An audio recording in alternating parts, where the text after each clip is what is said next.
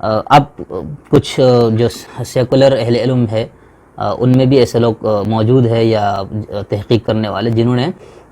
ترقی یافتہ جو مذاہب موجود ہیں ہمارے پاس اس میں اور دیومالا میں فرق کرنے کی کوشش کی ہے۔ محترم علی عباس جلال پوری مرحوم اپنی کتاب کائنات اور انسان میں لکھتے ہیں کہ صدی رواں کے اوائل تک دیومالا کا ذکر مذہب کے ضمن میں کیا جاتا تھا اور اسے مذہب کے ارتقاء کی ابتدائی صورت سمجھا جاتا تھا، لیکن جدید تحقیق کی روح سے دیومالا کو ایک مستقل شعبہ علم مان لیا گیا ہے، ٹھیک ہے۔ اور اہل مذہب کا جیسے میں نے آپ کو بتایا کہ وہ ان دونوں کو الگ الگ سمجھتے ہیں۔ ڈاکٹر وحید عشرت اپنی کتاب اقبال فلسفیانہ تناظر، اس میں مذہب اور دیومالا کے تعلق سے متعلق لکھتے ہیں کہ یہ تصور بھی غلط ہے کہ فلسفے کا آغاز دیومالائی ادب سے ہوا ہے، ٹھیک ہے، کیونکہ یہ کانسیپٹ موجود تھا۔ اصل اس کی یہ ہے، اب وہ یہ بتا رہے کہ جس کو ہم دیومالا کہتے ہیں اس کی اصل اور بنیاد کیا ہے۔ اصل اس کی یہ ہے کہ زمانہ قدیم میں لکھنے اور پڑھنے کا رواج نہ ہونے کی وجہ سے انبیاء کی شخصیات، ان کی سوانح اور افکار دھندلا گئے، اور وہ دھندلائے ہوئے کردار اور شخصیات ما فوق البشر دیوتاؤں اور ان کی سیرتیں کہانیوں کا روپ دھار گئی اور انہیں اساطیر شمار کر لیا گیا۔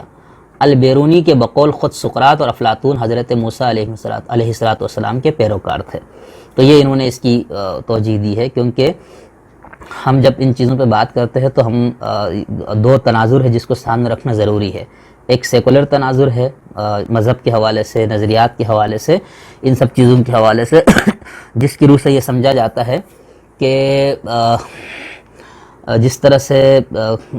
حیاتیاتی ارتقاء ہے، اسی طرح ان کا خیال ہے کہ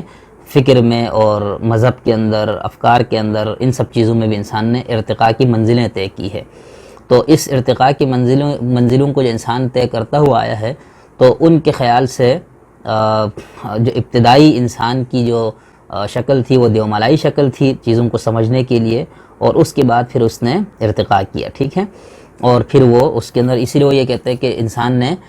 شرک سے ابتدا کر کے توحید کی طرف قدم بڑھا۔ یہ ایک معروف نقطہ نظر ہے ان لوگوں کا، جس کو اہل مذہب نہیں مانیں گے، خاص طور پر جو ابراہیمی مذاہب کے ماننے والے ہیں اس میں تو واضح یہ تصور موجود ہے، اور ہندو مذہب وغیرہ میں بھی ہے کہ شخص اول کی پیدائش خدا کے حکم سے اور پھر اس سے انسانی نسل کی ابتدا ہوئی، لیکن ارتقاء کا جو نظریہ ہے وہ اس کے خلاف ہے۔ کچھ اہل دانش نے، کچھ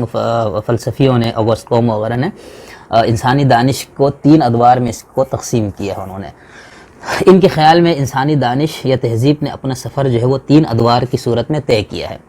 پہلا دور ان کے نزدیک مذہبی،